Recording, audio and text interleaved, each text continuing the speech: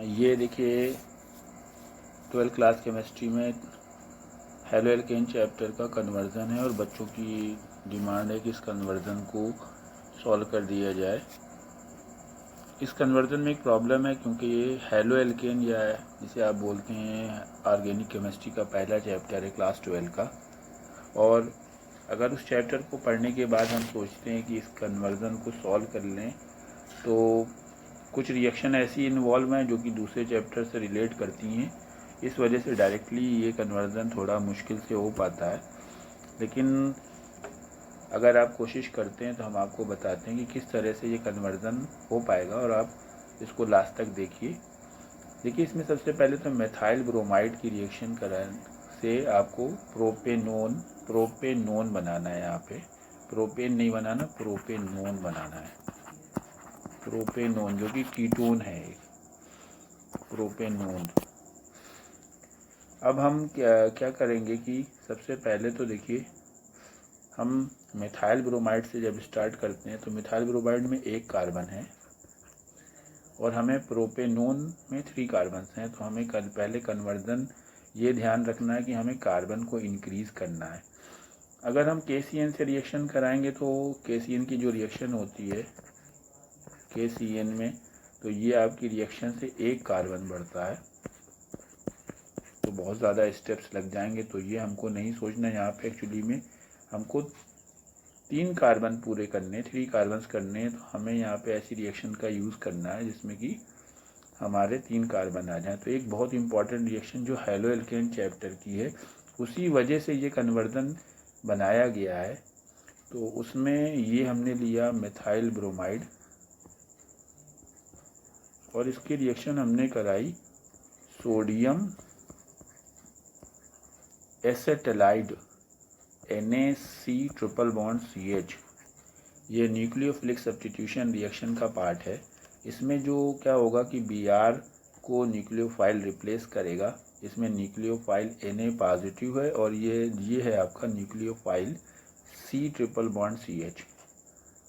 तो ये C triple bond CH जो है Br को रिप्लेस करेगा और ये आपका बनाएगा CH3 सिंगल बॉन्ड C। ये Br को रिप्लेस करेगा।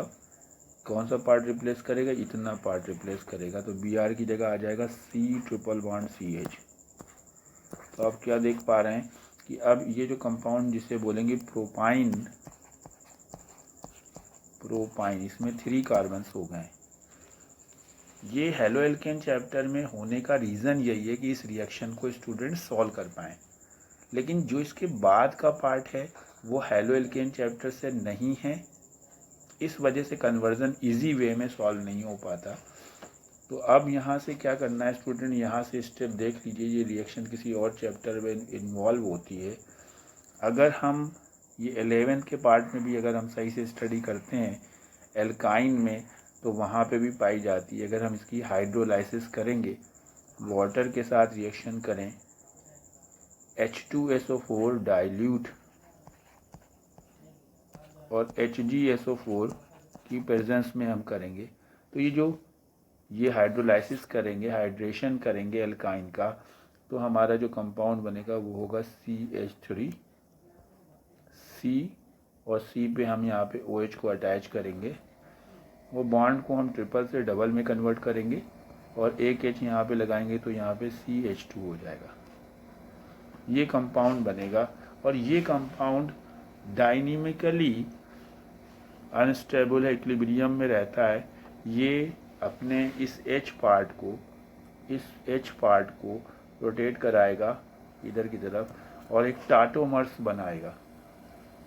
ये टाटोमेरिज्म आपने स्टडी करी, अगर नहीं करी है तो आप वीडियो है आइसोमेरिज्म की, उसमें जाके देख सकते हैं। जब ये H यहाँ रोटेट करेगा, यहाँ मूव करेगा और ये एक डबल बॉन्ड इधर से इधर को जाएगा, you will get CH3 single bond C और यहाँ पे डबल बॉन्ड O हो जाएगा। यहाँ से H हट चुका है, H हट के इधर आ गया है, यहाँ पे CH3 हो जाएगा, ये बॉन्ड सिंगल हो जाएगा। और स्टूडेंट्स ये देखिए आपका प्रोपेनोन बन गया।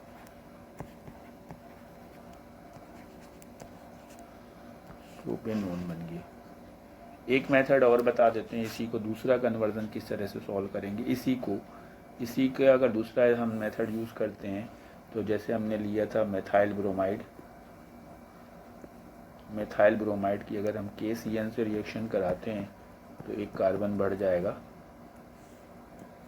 और एक कार्बन बढ़ाने के बाद हम इसको बना देंगे CH3CN, और CH3CN की अगर हम हाइड्रोलाइसिस कर दें, लेकिन यहाँ तक की रिएक्शन तो आपकी हेलो एल्केन चैप्टर से है, लेकिन अब जो रिएक्शंस होने जा रही हैं वो आगे के चैप्टर से। यही यहाँ पे प्रॉब्लम है कि इस कन्वर्ज़न को इस जगह पे होना नहीं चाहिए था, लेकिन ये दिया गया है बुक्स में, और बच्चे फर्स्ट चैप्टर पढ़ने के बाद इसको सॉल्व करने की कोशिश करते हैं तो अननेसेसरी वो पजल्ड रहते हैं और वो समझ नहीं पाते कि और यही रीज़न है कि प्रॉपर उसका सलूशन नहीं मिल पाता। तो यहाँ पे हाइड्रोलाइसिस करेंगे, ये एसिड चैप्टर की रिएक्शन है जो अब यहाँ पे कराई जा रही है। तो यहाँ पे कार्बोक्सिलिक एसिड बनता है, और अगर कार्बोक्सिलिक एसिड को हम हीट कर दें MnO के मैग्नस ऑक्साइड के साथ में, अगर हम कार्बोक्सिलिक एसिड को हीट करेंगे तो भी हमको ये CH3 single bond C double bond O single bond CH3 यानी कि प्रोपेनोन बन जाएगा। लेकिन दोनों ही कन्वर्जन जो दो मेथड हमने आपको बताया सॉल्व करने के, मेथाइल ब्रोमाइड टू प्रोपेनोन, दोनों में एक ही रिएक्शन हेलो एल्केन चैप्टर से रिलेट कर रही है, बाकी दोनों reaction aldehyde ketone carboxylic acid वाले चैप्टर से रिलेट करती है। स्टूडेंट परेशान मत होइएगा अगर आपको हेलो एल्केन के कुछ कन्वर्जन नहीं सॉल्व होते हैं, कोई प्रॉब्लम नहीं है। जब आप पूरे चैप्टर्स 5 चैप्टर्स कंप्लीट कर लेंगे जो कि ऑर्गेनिक केमिस्ट्री के हैं तो आपको सॉल्व हो जाएंगे। Okay, next, thank you. Next video के साथ फिर मिलेंगे। Good bye.